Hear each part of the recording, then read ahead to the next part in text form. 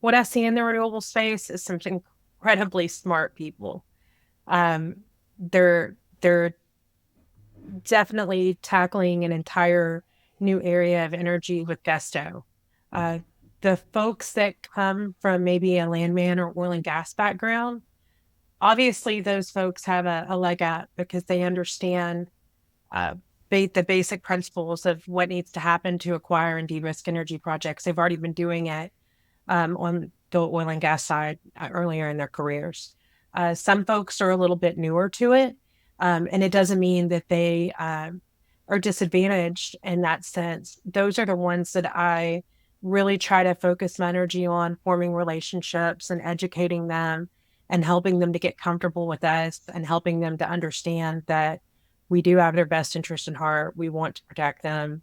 Uh, you know, to answer your question, I don't really know. It changes rapidly. Because the other thing I see in this space is people moving between jobs all the time. So I joke with Yeah. Brent, I feel like we need like a spider web wall on somewhere in our office so we can track where Who's everybody is where? now as they move around.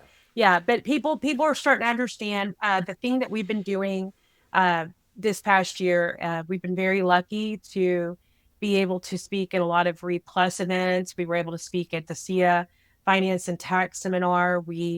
Uh, we've done some participated in some really great events and been able to talk about the same situation. And I think that we're starting to, from what I'm seeing, and Brent, you tell me if you see differently. I think I'm starting to see people pay attention, and we're getting so mature in this process now that what they maybe the finance folks and the engineer folks, maybe they didn't understand in the beginning. They're now starting to understand why it's important because it's now happening, Yeah. right? With the need for these surface waivers. So I think that we'll as this space matures and as people who historically have never had to deal with land or uh, surface title or mineral, or maybe they've only dealt with surface title in a commercial aspect, but now they're having to look at it in a different way. I think as time continues on, they're going to become more knowledgeable, and these things that we're continuing to shout from the rooftops will just become commonplace part of their development plan, and that's my hope. Yeah. And we talk about cautionary tales. It's an evolving space, right? To Natalie's point, a lot of really smart people are working in this. They're building businesses from the ground up. We have to keep that in mind. They're starting from nothing a year and a half ago to, trying to form a business that's operating in 15 states, potentially operating in 15 states. So they're going to make mistakes. They're also going to get better. They're going to learn from mistakes. A landman, a land service company is there to try to keep them out of the ditch along the way. But people are getting more efficient. They're, having some situations where it's costing them and costing them significantly because they maybe skipped over a process or didn't place a value on doing some of the things that we're talking about. That's probably a prime example is what we're starting to see. And in the due diligence work that we're doing, the transactional support that we're doing from a land side, we're having a field day, Khalil, representing buyers in this kind of title clearance side of things. Companies scramble together. They think that, hey, I'm gonna get 7 sites. I've got 7 option agreements. I'm about to flip this and make some money, which is great. That's an American dream, right? You know, that's fantastic. I have something you want, and here it is, tied up in a bow. Well, come to find out, it's an old ugly cardboard box, with the tape torn off of it by the time we get through with it, because we're able to really quickly identify, hey, you didn't properly vet this, and your project isn't insurable. So what that ends up doing is, as a seller, you're having to give discounts. What you thought you had $10 million worth of properties. Well, you've got 6 now because 4 of them are going to require hundreds of thousands of dollars of additional work and research, and it's nowhere near where you thought it was from a constructability and insurability standpoint, or at least that you purported it to be. So we've done that on a few occasions already where, we come in, we do an assessment of, all right, what work have you done? Was it done properly? Was it done in a reputable group in a way that allows us to be comfortable with the product you're putting in front of us. And oftentimes they don't, or they're agreements from the wrong person, or has a bad legal description. The slightest things can cost you a tremendous amount of money when it comes to transacting in a B2B type agreement. So we're seeing that a ton. Natalie just this week brought up a situation where a client of ours reached out to us.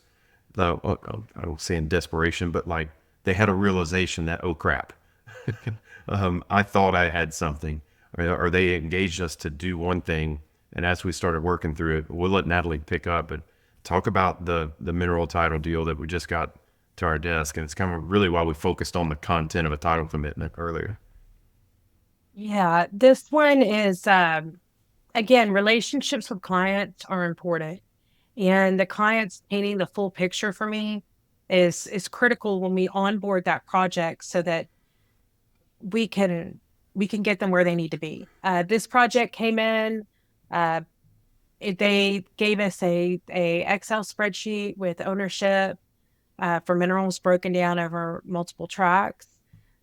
We took, they said, we want you to go get surface waivers from these people. We engaged our MSA, got a landman out there. And what started to happen and become very apparent to us was when the landman started making calls, a lot of these folks were deceased and had been for a long time. Or they were these individuals were now part of family trusts. And so we went back to the client and we said, hey, do you have the actual mineral run sheet and documents associated that supports this ownership spreadsheet you gave us? And they didn't. The ownership that they took was off of the title commitment policy exceptions on the Schedule B. So here which we are at which the actually wasn't 11th. ownership. It was just a listen accept. Yeah. Yeah. So we're at the 11th hour and we're having to go run that title real quick and determine who those owners are, and get those waivers, the correct people, waivers from the correct people and the current actual owners now, to fully protect them. So lesson learned for me in the sense that I'm never, if you're a client or a future client, I'm not going to just accept your spreadsheet. I'm going to ask you for your title. Yeah. And those are some things that you should do, right? And let's talk Mhm. about how you can navigate around or negate that type of scenario. So if you're a broker, a landman, and you're working in support of a developer, that you want to ask those questions.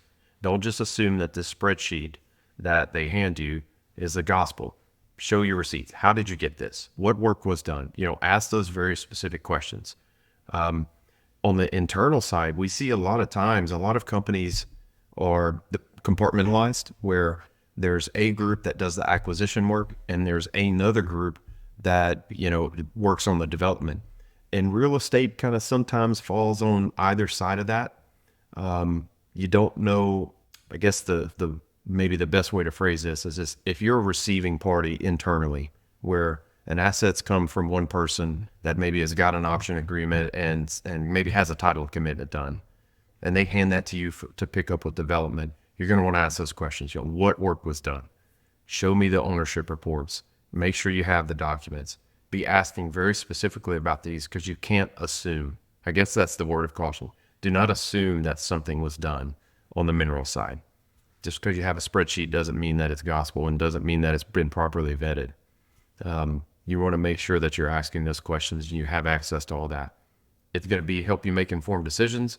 It's also going to be part of the things we're going to be asking for when we're doing due diligence. We want to see evidence of this work you've done. I just want a stack of waivers. I want to know, do you have waivers from the right people? Have you got them? Are they the proper names? All these things. This really goes back to elementary. Show your work. you know, it's very basic things. Show your work. And it's hard when you're navigating this because there can be different departments involved, and um, again, it's a new space, new territory, so companies are changing their systems. But what I will tell our existing clients and future clients is if you don't know what questions to ask the other department that maybe handled this, do you use your bat signal? get a hold of Yeah. myself, Brett, Steve. Okay, we will come and we were happy to hop on a Teams meeting or hop on a phone call and gently ask those questions to that other department with you and for you.